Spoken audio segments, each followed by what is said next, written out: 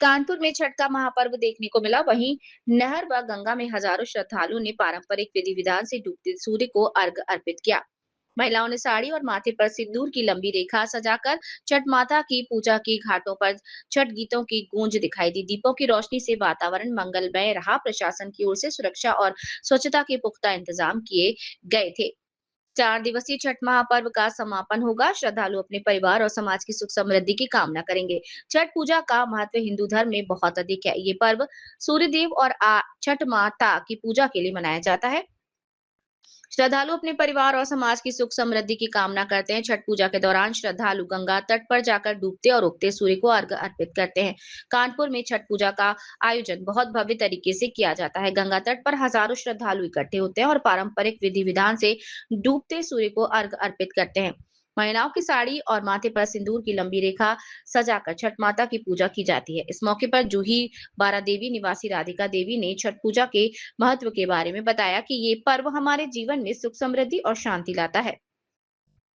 इसीलिए महिलाएं छठ माता की पूजा करते हैं और सूर्य देव को अर्घ अर्पित करते हैं ताकि हमारे परिवार और समाज की सुख समृद्धि हो। छठ पूजा का महत्व हिंदू धर्म में बहुत अधिक है। ये पर्व सूर्य देव और छठ माता की पूजा के लिए मनाया जाता है।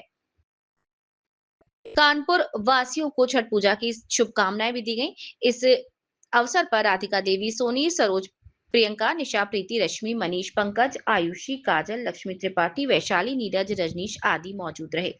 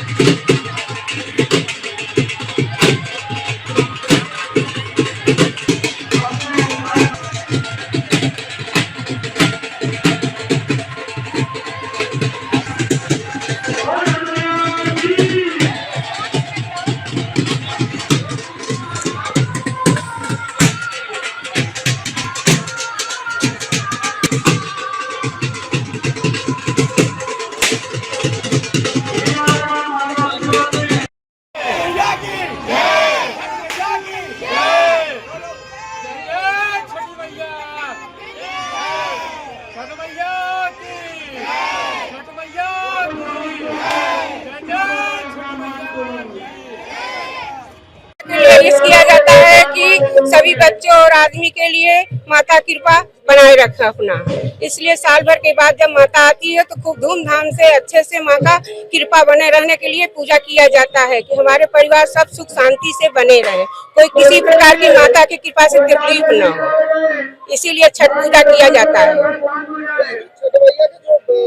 पूजा होती है, इनमें किन-किन चीजों की सामग्री की आवश्यकता होती है? भैया छठ माता के पूजा के लिए नारियल चढ़ता है, फल चढ़ता है, सिंदूर से उनको टीका जाता है, गन्ना रहता है, इसी से उनका पूजा होता है। और साँझ का खन्ने के लिए संजोत का दिया दीपक जलाया जाता है और गन्ने से पूजा होता है। उनकी वेदी बनाई जाती है, उनके पूरा मान सम्मान से, माला फूल से, सब चीज से, उनके फल फूल से पूजा किया जाता है। पूजा का जो व्रत रखा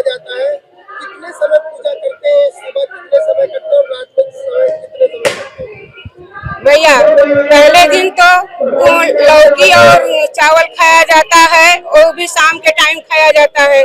उस दिन दिन भर पानी मिलता है, मगर पंचमी वाले दिन पानी नहीं मिलता है सुबह से शाम तक। जब खीर बनता है तो पानी छठ की पूजा किया जाता है, दीपक जलाया जाता है, तब पानी मिलता है। उसके बाद पूरी रात रहा जाता है। दूसरे दिन पूरा छठ का प्रसाद ठोकवा बनाया जाता है, फल फूल दिया जाता है, कचवनिया बनता है। इसके बाद तो माँ का कलशुप सजा करके, दौरा सजा करके बांध कर बच्चों और सभी परिवार के साथ घाट पर सब लोग आते हैं उनकी महिमा के लिए।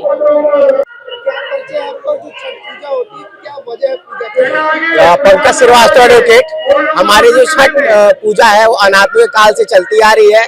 सर्वप्रथम छठ पूजा माता सीता ने किया था, फिर माता कुंती ने भी किया था। तो ये अनादिकाल से चलने वाली परंपरा है, जिसे हम पूर्वांचल के लोग सालों से मनाते चले आ रहे हैं।